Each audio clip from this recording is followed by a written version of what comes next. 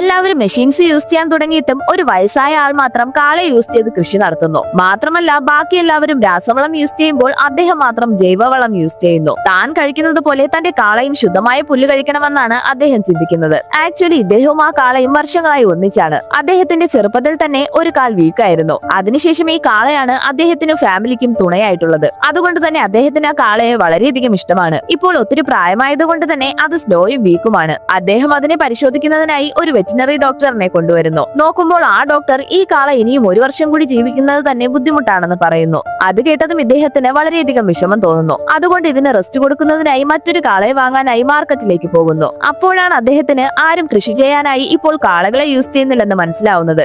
അവിടെ ഉണ്ടായിരുന്നതെല്ലാം പാലിനും ഇറച്ചിക്കും വേണ്ടി വളർത്തുന്ന പശുക്കൾ മാത്രമാണ്. അതുകൊണ്ട് വേറെ വഴിയില്ലാതെ അദ്ദേഹം ഒരു പശുവിനെ വാങ്ങിക്കൊണ്ടുവരുന്നു. അതേസമയം അദ്ദേഹത്തിന്റെ വൈഫ് ആ പശുവിനെ കണ്ടതും കാളയെ വിൽക്കാമെന്ന് പറയുന്നു. അത് കേട്ട് അദ്ദേഹത്തിന് ദേഷ്യം വരുന്നു. അതുകൊണ്ട് വൈഫ് ആ കാളയെ തൊഴുത്തിൽ നിന്ന് പുറത്തു കൊണ്ടുവന്ന് കെട്ടുന്നു. അതേസമയം ആ പുതിയ പശുവിനെ കൊണ്ടും ഒരുപാട് പ്രശ്നമുണ്ടാവുന്നു. കാരണം അത് ആ കാളയെ ഫുഡ് കഴിക്കാൻ പോലും സമ്മതിക്കുന്നില്ല. അതുകൊണ്ട് അദ്ദേഹം തന്റെ ഓൾഡ് ഫ്രണ്ട് വയറ് നിറയെ കഴിക്കുന്നത് വരെ വെയിറ്റ് ചെയ്യുന്നു. അത് മാത്രമല്ല കൃഷി പോലും നന്നായി കെയർ ചെയ്യാതെ എപ്പോഴും ആ കാളയെ മാത്രം കെയർ ചെയ്യുന്നു. അത് കണ്ട വൈഫിന് അദ്ദേഹത്തിന് കൃഷിയാണോ അതോ ആ കാളയാണോ ഇഷ്ടമെന്ന സംശയം തോന്നുന്നു. അപ്പോൾ പെട്ടെന്നൊരു ദിവസം അദ്ദേഹത്തിന് സുഖമില്ലാതാവുന്നു. എന്നാലും മക്കളെ ശല്യം ചെയ്യേണ്ടെന്ന് വിചാരിച്ച് അവർ തനിയെ ഹോസ്പിറ്റലിലേക്ക് വന്ന് ചെക്ക് ചെയ്ത് നോക്കുന്നു. പക്ഷേ ഹോസ്പിറ്റലിൽ നിന്ന് തിരികെ വന്നതും വീണ്ടും കാളയെ കൊണ്ട് ജോലിക്കിറങ്ങുന്നു. അത് കണ്ട വൈഫ് ആ കാളയെ വിറ്റാൽ മാത്രമേ അദ്ദേഹം റെസ്റ്റ് എടുക്കൂ എന്ന് മനസ്സിലാക്കുന്നു. അന്ന് രാത്രി തന്നെ മക്കളെ വിളിച്ച് ആ കാളയെ വിൽക്കുന്നതിന് ഫോഴ്സ് ചെയ്ത് സമ്മതിപ്പിക്കുന്നു. പക്ഷെ മാർക്കറ്റിലേക്ക് വരുമ്പോൾ ആ കാളയെ ആരും വാങ്ങുന്നില്ല. കാരണം അദ്ദേഹം ആ കാളയ്ക്ക് ചോദിക്കുന്ന റേറ്റ് വളരെയധികം കൂടുതലാണ്. അതേസമയം ആ കാളയ്ക്ക് തന്നെ വിൽക്കാൻ പോകുന്നെന്ന് മനസ്സിലായി അതിന്റെ കണ്ണിൽ നിന്ന് വെള്ളം വരുന്നു.